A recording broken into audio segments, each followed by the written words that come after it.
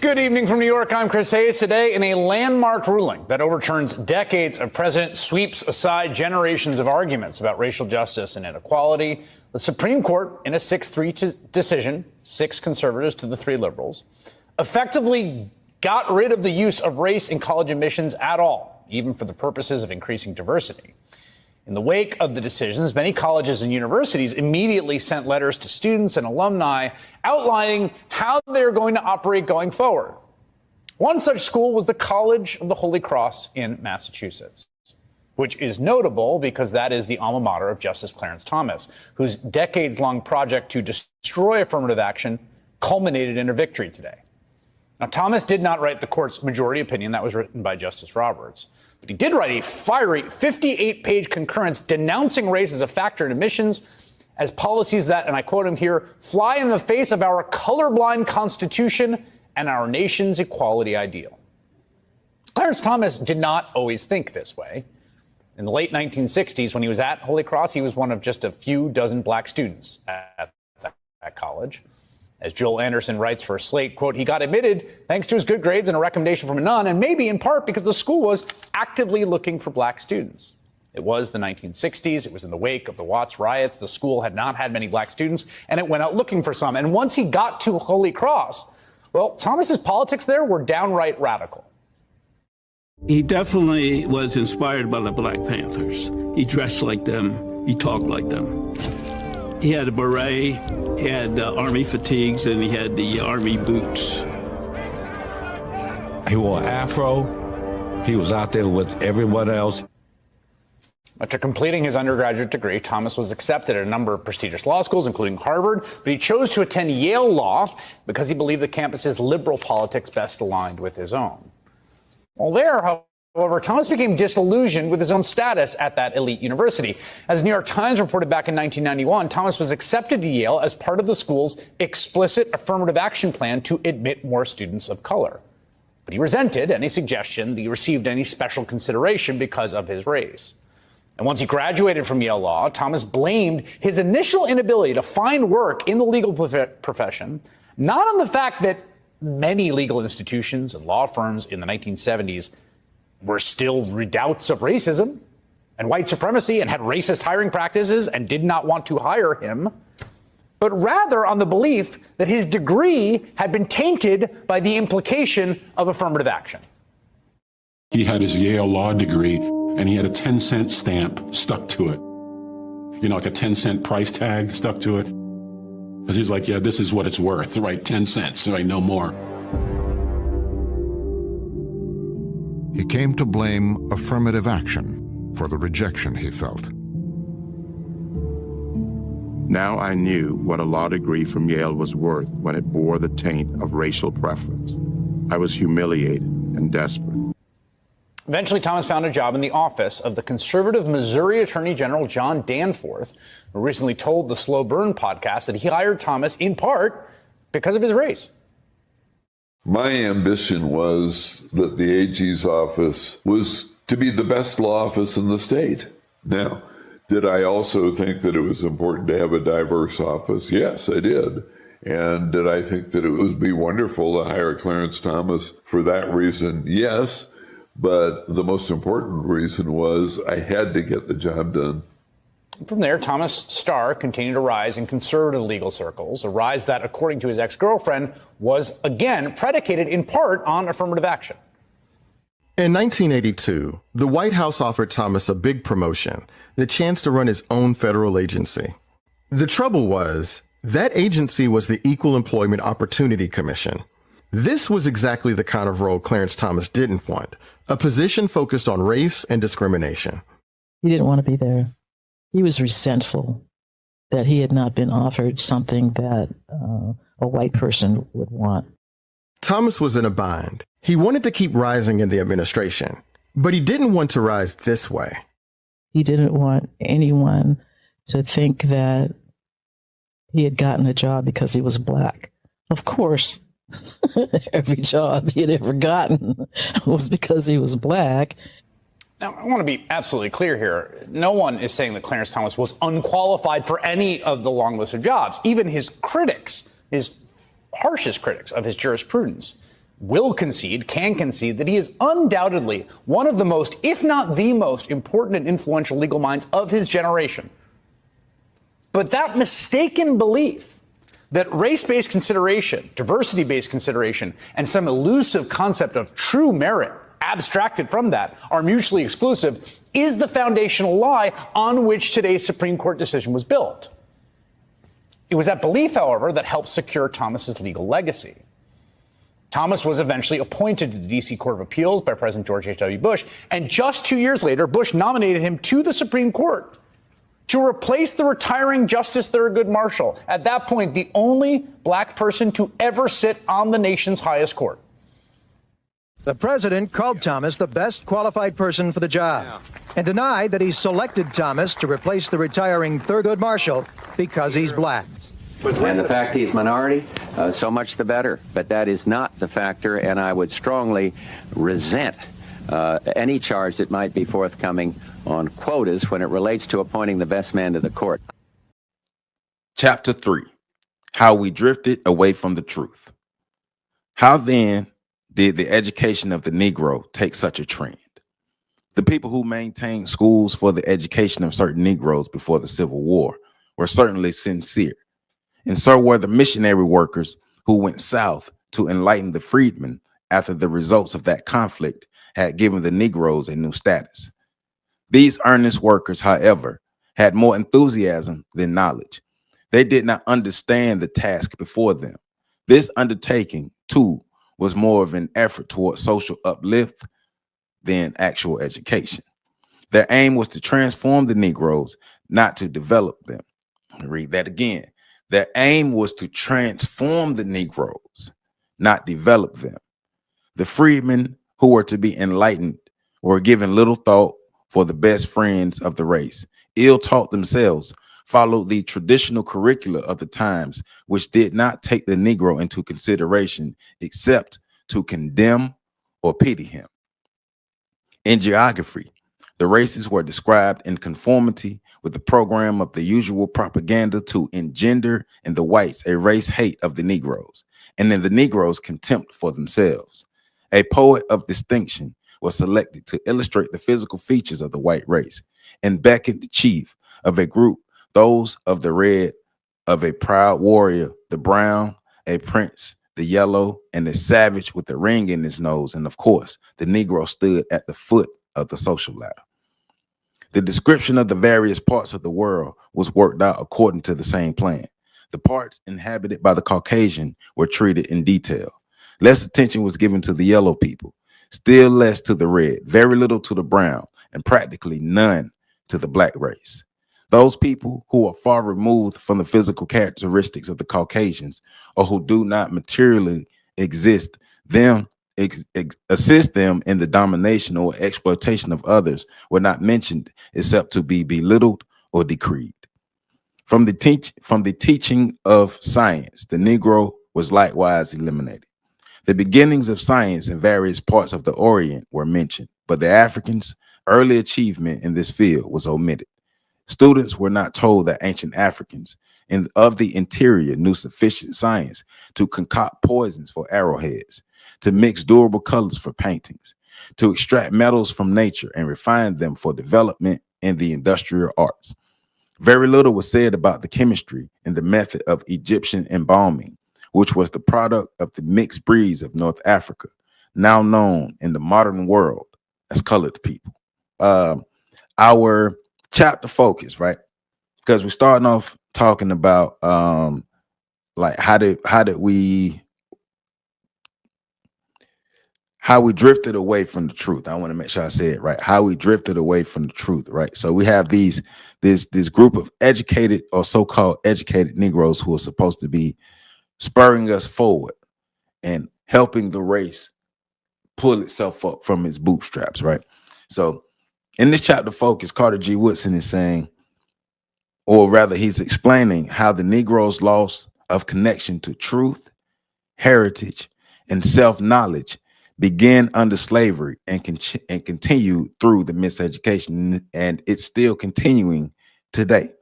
He argues that the so-called education black people received taught them to see the world through white eyes. ignorance. And we learned about that reading Black Skin, White Mask, right? Reject their African heritage and accept a distorted version of history that glorified their oppressors while degrading their own people. We've been taught to hate and look down on everything Black. Everything white is pristine. Everything white is godlike. Everything white is pure. Everything Black is bad, is devilish, is connected to all negativity, right? Woodson insists that the greatest tragedy is that many educated Negroes believe the lies they were taught because they were never taught to think critically. They were only taught to retain and repeat.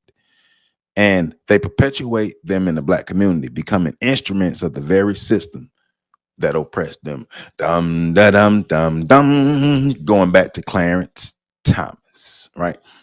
And so I played that clip of Clarence Thomas because I thought Clarence Thomas was a great example of a miseducated Negro who sees the world through white eyes, who lives through a white lens, who exists through whiteness, who sees whiteness as the mark of everything that he's supposed to be. And he tries to look white, sleep white, eat white, breathe white, walk white, talk white, think white, live white. Like he wants to exist fully into the white world. He is the perfect example of a miseducated yet assimilated Negro completely into whiteness, right?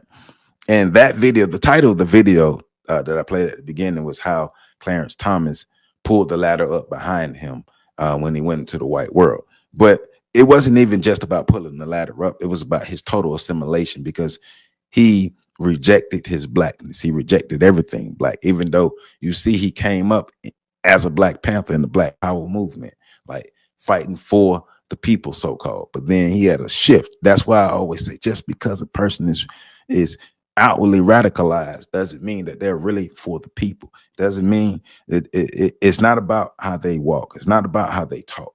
It's not about all those things. It's about the actions and looking at the actions over a period of time. How do they continue with the fight?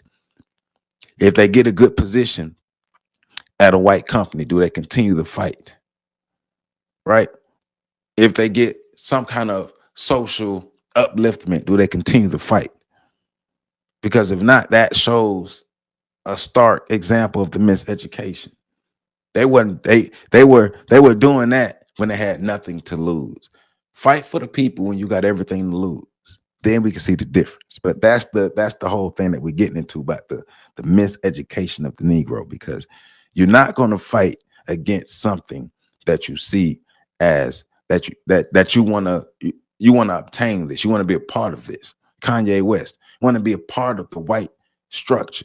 So you're never going to fight against it because you want it. So our first key point, well, let me give you a rundown of the key points before I get to the first one. The key points are education that alienates the Negro from himself, the distortion of history, religion as a tool of control, imitation of the white man's mindset, Clarence Thomas, the role of white control institutions, loss of purpose and direction, Clarence Thomas, the call to rediscover the truth. And so these are our key points. And our first key point is education that alienates the Negro from himself, Mr. Clarence Thomas. From the beginning, the educational system in America was designed to alienate Black people from their African identity. Everything about you is bad. So don't love Blackness. Don't love things that are connected to Africa.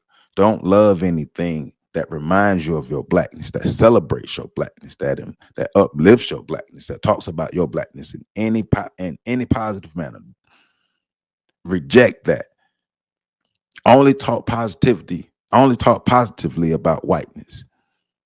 Think that Black is bad. That's what they're doing. That's what the schools did. Everything that Black is bad, right? It taught the Negro to admire the achievements of Europeans while despising his own heritage, because that's why we learned so much about European history and we didn't learn anything about African history. And if we did, it was in a submissive or an oppressed role. They taught us about certain Negroes that they wanted us to learn about to help keep us in a specific place with a specific mindset, with a specific lens that all ran through whiteness. As a result, the educated Negro became mentally and culturally disconnected from his roots in his community. I don't do that ghetto stuff. I'm better than that. Woodson argues that this mental alienation is more dangerous than physical slavery because it causes the oppressed to willingly accept inferiority and to take the side of the white man. That's how you get your Officer Tatums. That's how you get your Myrons and all the other people out there who are cooning, Candace Owens and all of folk who cooning in social media land, right? Because they want to be accepted by the whites, by the white supremacists, to be specific, not everybody, but the white supremacists, to be specific. All right, so let's go ahead and jump back into chapter once again. I have the book here, but I'm reading from a PDF. So in my PDF it says chapter 12, but this is chapter 3, and I'm starting back on the paragraph that says, in the study of language in schools, pupils were made. So I don't know exactly what page that is for the book, but link is in the description for you to get your copy of the book if you already don't have it. So let's jump back into it. Please hit that like button, comment, subscribe, and share, and tell a friend that we getting down over here and we learning. All right. In the study of language in school, pupils were made to scoff at the Negro dialect as some peculiar possession of the Negro, which they should despise rather than directed to study the background of this language as a broken down African tongue. In short, to understand their own linguistic history, which is certainly more important for them than the study of French phonetics or historical Spanish grammar. And I've always thought that, like, the different dialects, the different languages, different ways that we communicate that are offshoots of African languages or African dialects and things, it's always been looked down on by the masses. It's okay for white folk to have all their various dialects and stuff and parts of broken English and all that stuff. Because I watched the video one day, and then I had people from about 17 different countries around the world who all spoke English, and they all spoke the English a different way. But it just so happened when black people have the variance of English, then it's bad. And black people who are more anxious and more ready to learn other tongues than African tongues, or even black tongues, black languages, hey, white minds. To the African language, and I'm not saying you shouldn't learn any other languages, but I'm saying we should make sure we know how to communicate with our people. To the African language, as such, no alienation was given except in case of the preparation of traders, missionaries, and public functionaries to exploit the natives, right?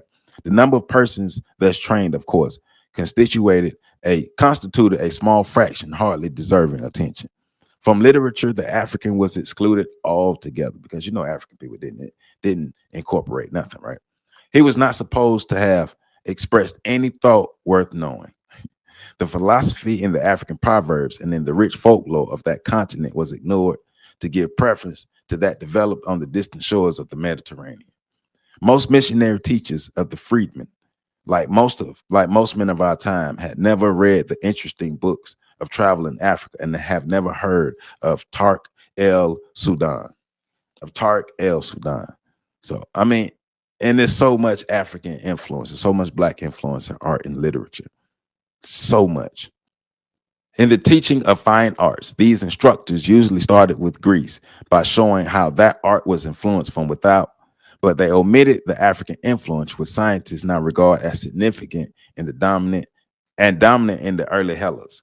They failed to teach the student the Mediterranean melting pot with the Negroes from Africa, bringing their wares, their ideas, and their blood therein to influence the history of Greece, Carthage, and Rome, right? Making desire farther to the thought. Our teachers either ignored these influences or endeavored to belittle them by working out theories to the contrary. Because why would we teach black people about black people to make them think great of themselves? We want more Clarence Thomases. We don't want more Malcolm X's. We want more Clarence Thomases. The bias did not stop at this point, for it invaded the teachings of the professions. Negro law students were told that they belonged to the most criminal element in the country, and an effort was made to justify the procedure in the seats of injustice, where law was interpreted as being one thing for the white man and a different thing for the Negro.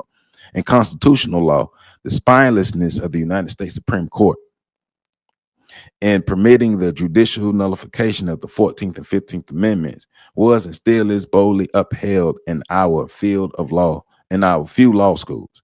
In medical schools, Negroes were likewise convinced of their inferiority and being reminded of the role as germ carriers.